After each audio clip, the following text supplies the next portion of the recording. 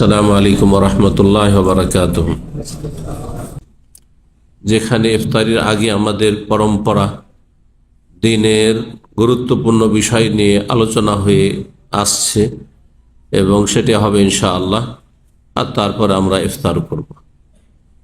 এক তো ইফতারের মজলিস হচ্ছে বরকতপূর্ণ মজলিস, যে ইবাদতের অবস্থায় আছেন, গুরুত্বপূর্ণ একটি ইবাদত, ইসলামের 5টি স্তম্ভের অন্যতম, যে সিয়াম রোজা অবস্থায় আছেন এবং সিয়াম ইফতার করে নেকি সাব্যস্ত হবে, ওয়াসাবাতাল আজর ইনশাআল্লাহ, যেমন হাদিসের দোয়ায় রয়েছে, সেই জন্য বসেছেন।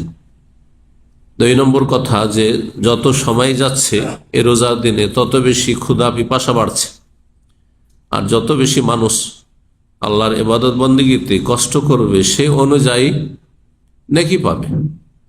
এই সময়টা নেকির সময়, বরকতের সময়, রহমতের সময়।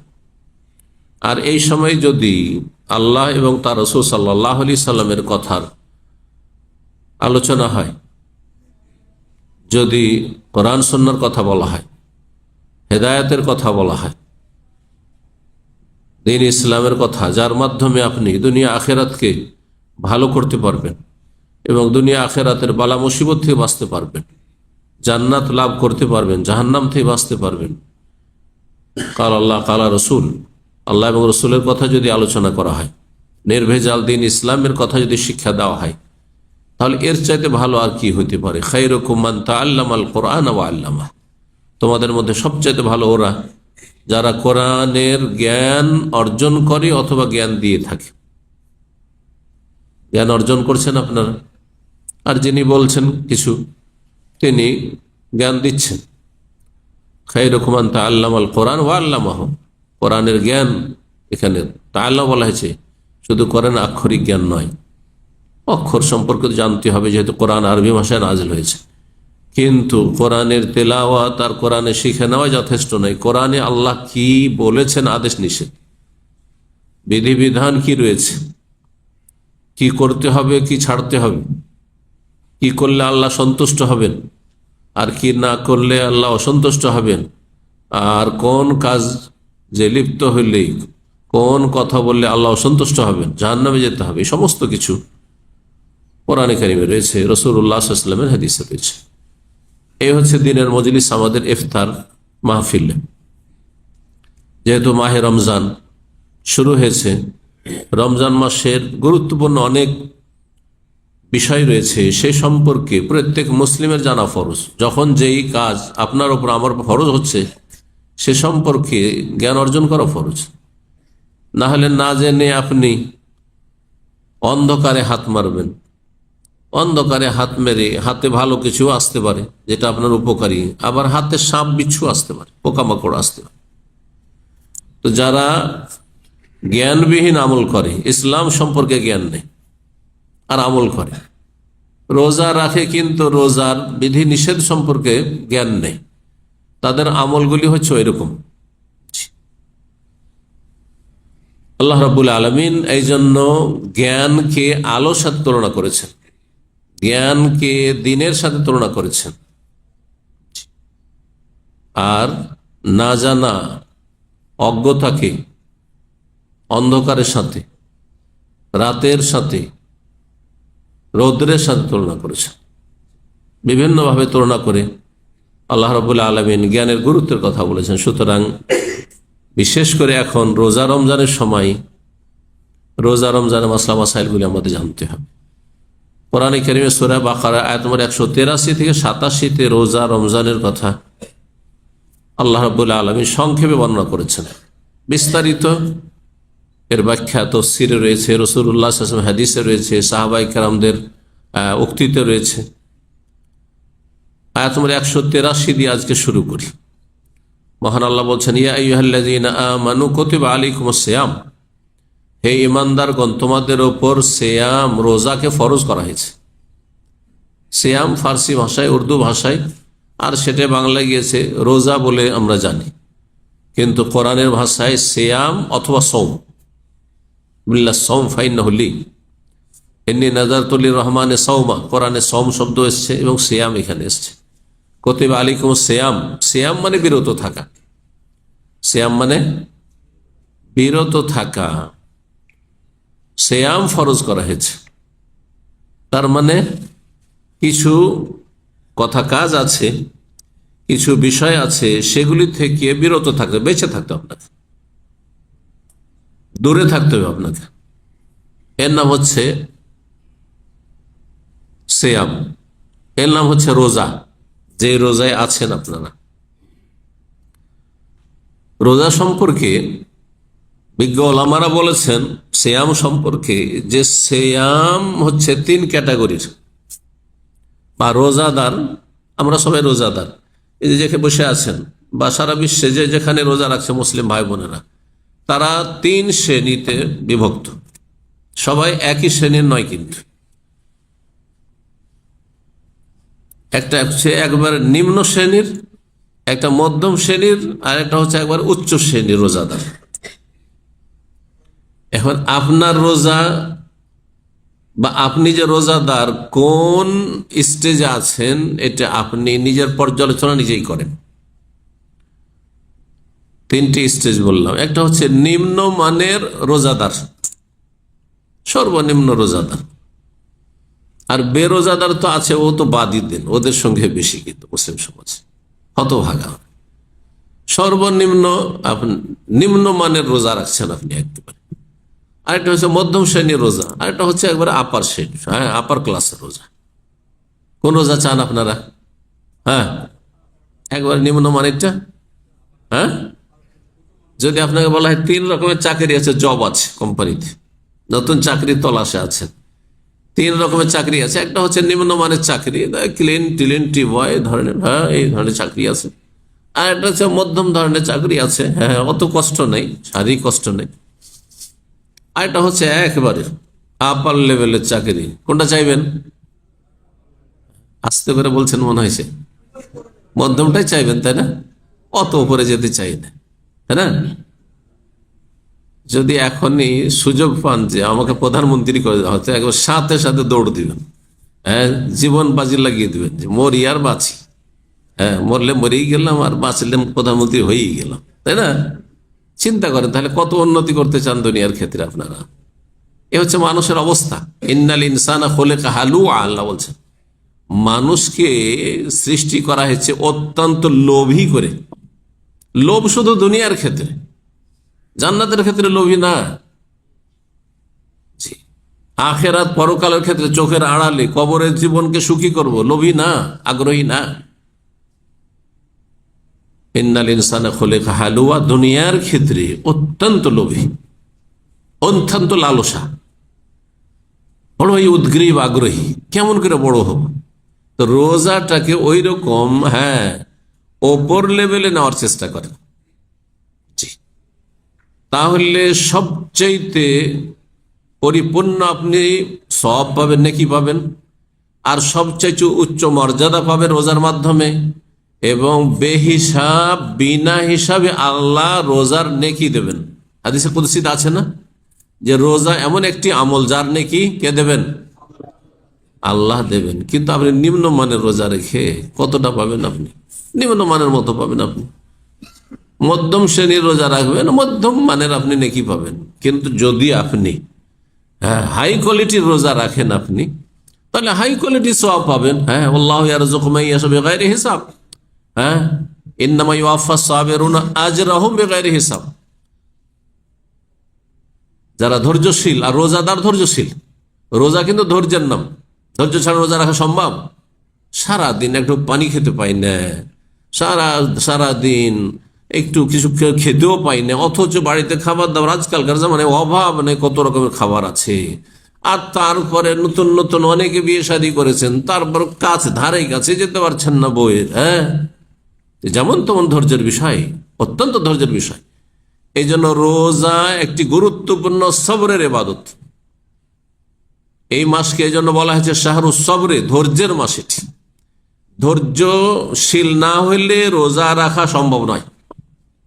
দেখছেন না অনেক লোককে প্রথম দিকে তো তারাবিতে মসজিদে জায়গা হয় না। দেখেন এই মসজিদে আপনি তারাবি পড়ে দেখেন, মাগরিব পড়ে দেখেন, তাইলে বুঝবেন। রাস্তাঘাটে তারাবি হচ্ছে, 2-4 দিন চলবে, তারপরে ধৈর্য হারা, কত আর চালাবো, একদিন দুদিন হয় তাও কাজ হয়, তাই না? গোটা মাস চালাইতে হবে, কি এত চালায়, সংখ্যা কমতে শুরু হয়েছে বাস্তব। তো রোজা হচ্ছে ধৈর্যের বিষয়। এখন বলে ফেলি তাহলে, 3 রকমের রোজা। আপনি কোন রকমের রোজা রেখে কোন শ্রেণীর মানুষ হতে চান, আর কি রকম আল্লাহর কাছে মান সম্মান ইজ্জত পেতে চান, পুরস্কার পেতে চান।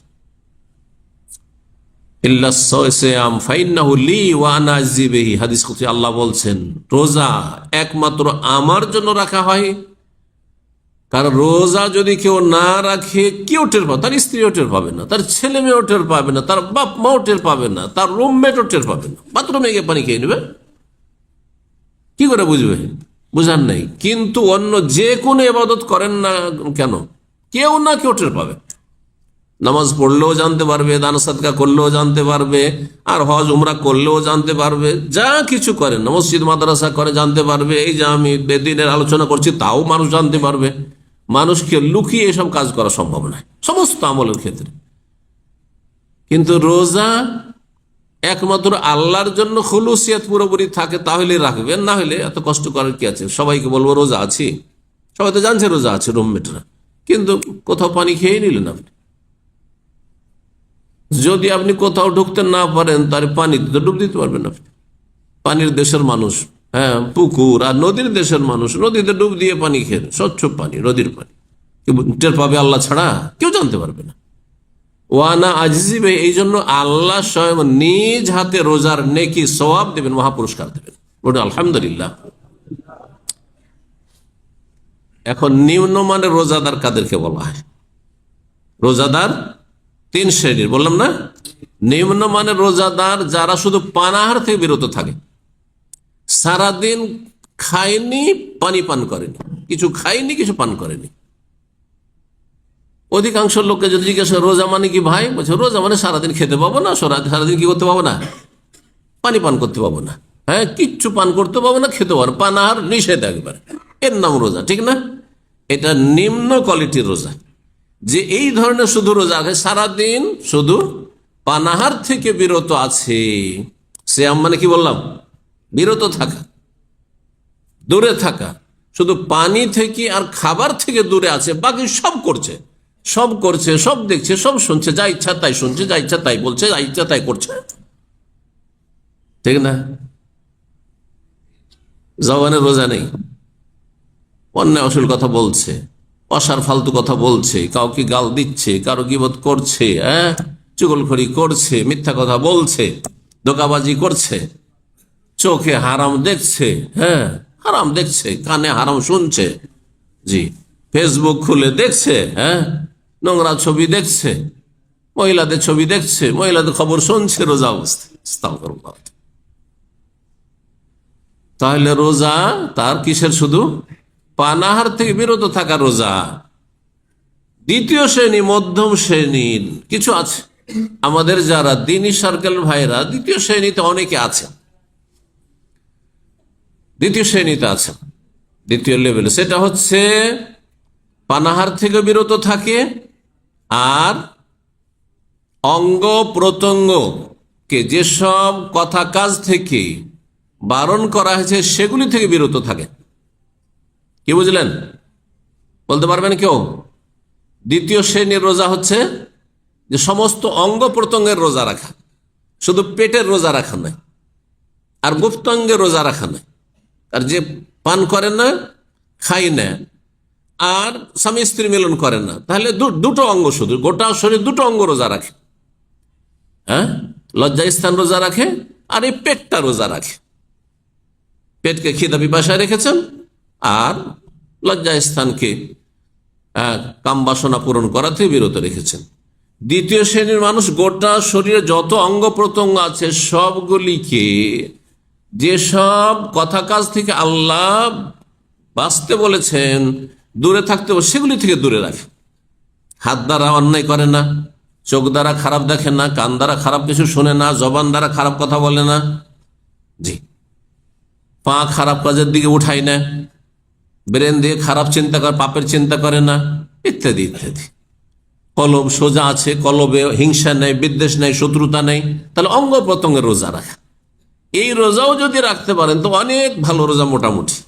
কিন্তু তারপরে মধ্যম শ্রেণীর রোজা, মধ্যম শ্রেণীর রোজা, একবারে আপার ক্লাসের রোজা, উচ্চ শ্রেণীর রোজা, একবারে ফুল কোয়ালিটির যদি রোজা আপনি চান, তাহলে এর ওপর অতিরিক্ত কি করতে হবে? এই দুটো তো থাকতে হবে, পানাহার থেকে, যৌনাচার থেকে, আর গোটা অঙ্গ প্রত্যঙ্গ যত আছে শরীরের সবগুলিকে আল্লাহর অসন্তুষ্টির কথা কাজ থেকে বিরত রাখতে হবে। তার সাথে দুনিয়া, অধিকাংশ মানুষ দুনিয়ার কাল প্রয়োজন নেই, আছে না? এমন কেউ আছে যে আপনাদের টাকা পয়সার প্রয়োজন নেই? মানুষ আছে কেউ? ফেরেশতা ছাড়া কেউ আছে? সবারই তো টাকা লাগবে, সবারই তো খাবার লাগবে। আপনি না খেয়ে থাকতে পারবেন, আমি না খেয়ে থাকতে পারবো? তা আমাকে তো খাবার লাগবে, তো খাবার মানে পয়সা তো লাগবে, তাই না? কিন্তু অধিকাংশ মানুষ পয়সার পিছনে ছুটে, আর আপনি পয়সার পিছনে না ছুটে আপনি আখেরাতের দিকে ছুটবেন। আপনি দুনিয়া বিমুখ হবেন, আখেরাত মুখী হবেন, জান্নাতের দিকে আপনি দৌড় দেবেন। আপনার রোজা এমন ভাবে রাখছেন যে আপনার গোটা শরীর, অঙ্গ প্রত্যঙ্গ সবকিছু তো রোজা রাখছেই, কিন্তু তার সাথে দুনিয়ার দিকে মনটা ঝুঁকা থেকে আর দুনিয়া নিয়ে ব্যস্ত থাকা থেকে, এই যে রোজা রমজানে চিন্তা করা যে ঈদ আসছে সামনে, ভালো একটা কাপড় চোপড় লাগবে, তারপরে ভালো একটু কাগজ কেনাকাটা লাগবে, এই ইফতার করবো তো একটু ভালো কিছু আইটেম লাগবে, ডেলি ডেলি যাবেন আর নিয়ে আসবেন হোটেল থেকে, রেস্টুরেন্ট থেকে, আর খাবো, হ্যাঁ এই সাহারিতে একটু ভালো খাবো, এই সব কোনো ধান্দা থাকবে না, কারণ এগুলো সব দুনিয়া, সব দুনিয়া। আরে কিছু একটা পেলেই হলো। তাহলে খুব সংক্ষিপ্ত, যেটা সবচেয়ে উচ্চ শ্রেণীর রোজা সেটি হচ্ছে অন্তরের রোজা রাখা, দুনিয়া মুখী হওয়া থেকে, অর্থাৎ দুনিয়া বিমুখ হয়ে পরকালমুখী হওয়া, আল্লাহ অভিমুখী হওয়া এবং পরকাল সম্পর্কে সব সময় চিন্তাশীল হওয়া। রোজাতে যদি এইরকম হইতে পারেন তাহলে আপনার হচ্ছে হাই কোয়ালিটির রোজা। আল্লাহ যেন আমাদেরকে তৌফিক দান করেন। আল্লাহ রাব্বুল আলামিন যারা বিশিষ্ট নেক বান্দা, তাদের রোজাতে এই কোয়ালিটিটা আছে। আল্লাহ যেন আমাদেরকে সেই পথের পথিক হওয়ার তৌফিক দান করেন এবং সেই মর্যাদায় আল্লাহ রাব্বুল আমাদেরকে যেন পৌঁছার তৌফিক দান করেন। আল্লাহ বলছেন কুতিবা আলাইকুমুস সিয়াম, সিয়াম ফরজ বললেন যে রোজা 3 রকমের রোজা। আপনি রোজাকে আপনার ভালো করার চেষ্টা করবেন। আল্লাহ যেন আপনাদের সকলকে তৌফিক দান করেন। রোজা শুধু এই উম্মতের ফরজ করে, যত মানুষ এসেছে মানব জাতির ইতিহাসে, যখনই আল্লাহ আদম আলাইহিস সালামকে পাঠিয়েছেন তখনই আল্লাহর বিধান পাঠিয়েছেন।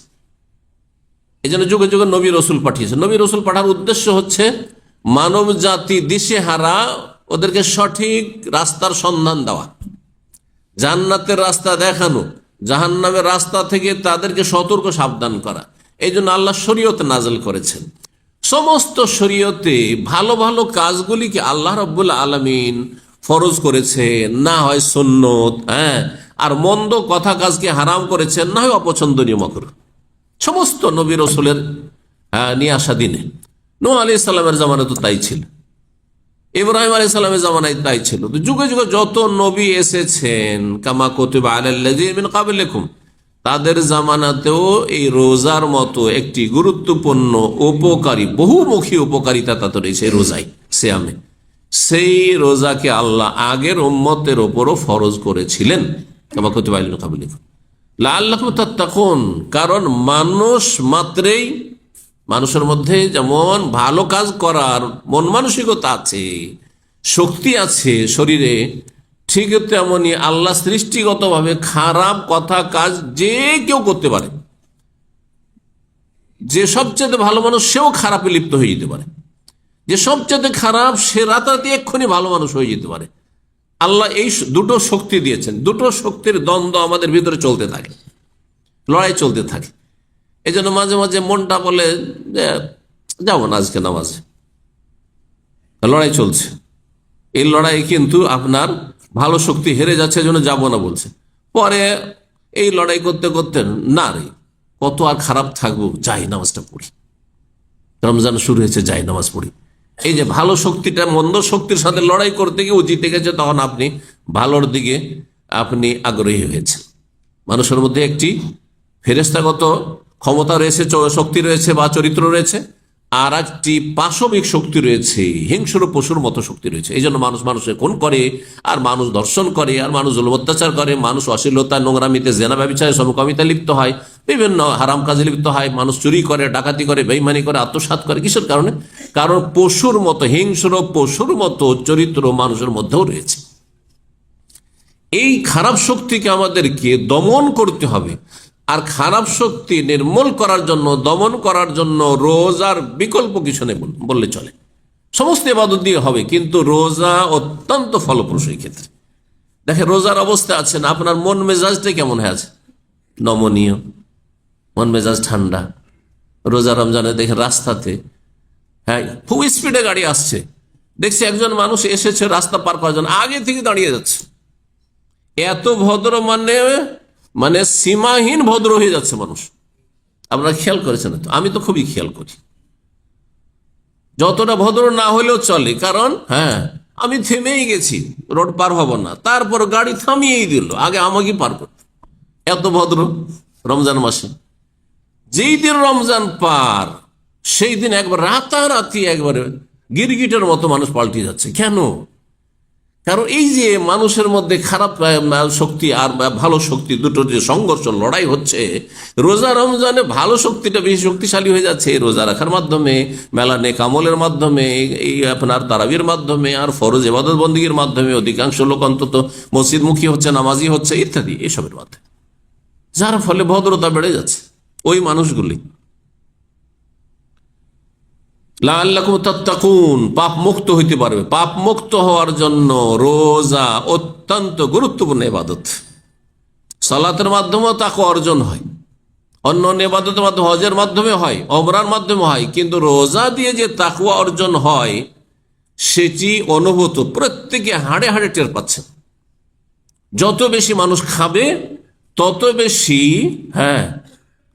শরীরে পাপের শক্তিগুলি শক্তিশালী হবে। হিংসা, বিদ্বেষ, শত্রুতা, লড়াই, মারামারি করা, আর গরম মেজাজ, গরম হওয়া, আর তারপরে সীমা লঙ্ঘন করা ইত্যাদি, এই খারাপ শক্তিগুলি বাড়তে থাকবে যত বেশি খাবেন আপনি। এমনকি যৌন শক্তি বাড়তে থাকবে যত বেশি খাবেন। আর যত খাওয়া দাওয়াকে সীমিত করবেন তত বেশি যৌন শক্তি আপনার নিয়ন্ত্রণ থাকবে। এই রহস্যের কারণে তো ওই সব যুবকদেরকে যারা বিয়ে করতে পারছেন না বা সাথে স্ত্রীকে রাখতে পারছেন না, কি বলেছে রাসূলুল্লাহ সাল্লাল্লাহু আলাইহি ওয়াসাল্লাম? ওমাল্লাম ইয়াস্তাতি ফাআলাইহি বিসওম, যে বিয়ে করতে পারছো না, বউকে সাথে রাখতে পারছো না, সেজন্য বেশি বেশি নফল রোজা রাখে, সোমবার বৃহস্পতি রোজা রাখেন। দেখছেন যে আমার খুব কষ্ট হচ্ছে, আর ভালো লাগছে না প্রবাসে কাজ করতে, স্ত্রী দেশে রেখে এসেছি। জি, যদি দেশেই সচ্ছল থাকে তো দেশে চলে যান। আর যদি দেখেন যে আমার এখানে থাকার গরজ আছে, প্রয়োজন আছে, তাহলে বেশি বেশি ফাআলাইহি বিসওম, বেশি বেশি রোজা রাখেন আপনি। ফাইন্নাহু লাহু ওয়াজা, এতে হবে কি গুনার রাস্তাগুলি সংকুচিত হয়ে যাবে। ওলামারা বলেছেন রোজার হিকমত সম্পর্কে, শয়তান মানুষের শরীরের ভিতরে চলাফেরা করে। কিসের ভিতরে? শরীরে কোন কোন জায়গায়? রক্তের সাথে। আর রক্ত কিসের মধ্যে রয়েছে? শিরা উপশিরায়, তাই না? শিরা উপশিরাগুলোতে। তো যখন মানুষ বেশি বেশি খায় তখন রক্ত চলাচলের স্পিড বেড়ে যায় বেশি, আর রক্তের সাথে শয়তান চলাফেরা করে, তাহলে শয়তানের স্পিড বেড়ে গেছে, শয়তানের তখন স্পিড বেড়ে গেছে। পক্ষান্তরে যখন না খেয়ে সারাদিন আছি তখন আমাদের যে ভেনগুলি রয়েছে, এই যে শিরা উপশিরা, সেগুলো সংকুচিত হয়ে গেছে, এইরকম ফাঁক ফেলে একেবারে সংকুচিত হয়ে গেছে। যত সংকুচিত হয়ে যাচ্ছে তত বেশি রক্ত চলাচল কম হচ্ছে। যখন রক্তের স্পিড কমে যাচ্ছে তখন শয়তান আর দ্রুত বেগে শরীরের ভিতরে চলাফেরা করে আমাকে আপনাকে ওয়াসওয়াসা দিয়ে পাপে লিপ্ত করার সুযোগ পায় না। এ হচ্ছে রোজার ফায়দা। যার ফলে দেখা যায় যে খারাপ লোক, গোটা বছরের খারাপ মানুষগুলিও রমজান মাসে কেন মসজিদমুখী? আগে দিয়ে এসে বসে আছে। প্রথম কাতারে দেখবেন গোটা বছরে যারা নামাজ ঠিক করে পড়েন না, ফজরে তো খুঁজেই পাওয়া যায়, তারাকে দেখবেন আগের কাতারে তারাই পড়ার জন্য বসে আছে। রহস্য হচ্ছে এই যে রোজা রমজানে শয়তান চান্স পায় না এই রোজা রাখার কারণে। এই জন্য রোজা রাখার ক্ষেত্রে কেউ গাফিলতি করবেন না। আল্লাহ যেন এই ফরজ রোজা সিয়াম পালনে তৌফিক দান করেন। আল্লাহ বলছেন বেশি দিন না, এই শুরু হইতে হইতে কখন শেষ হয়ে যাবে টের পাবেন না। হচ্ছে না দেখছেন তো, কখন যে শুরু হলো হঠাৎ করে শেষ। আল্লাহ বলছেন ইয়ামা মাদুদাত, মাত্র হাতে গোনা কয়েকটা দিন, মাত্র হাতে গোনা কয়েকটা দিন। তারপরে ফামান কান মিনকুম মারিদান আও আলা সাফার ফাইদ্দাতুম মিন আইয়ামিন উখার, কেউ যদি অসুস্থ থাকো অথবা সফরে থাকো তাহলে অন্য দিনে রেখে নেবে। সময় শেষ হয়ে যাচ্ছে আর আপনাদের খাবার দাবার দিতে হবে। এখানে আজকের আলোচনা শেষ করি ইনশাআল্লাহ তাআলা। হায়াত বাকি, মোলাকাত বাকি, আমাদের আলোচনা ধারাবাহিক চলতে থাকবে। আপনারা যত আগে ভাগে চলে আসবেন ভালো হবে। আল্লাহ আপনাদের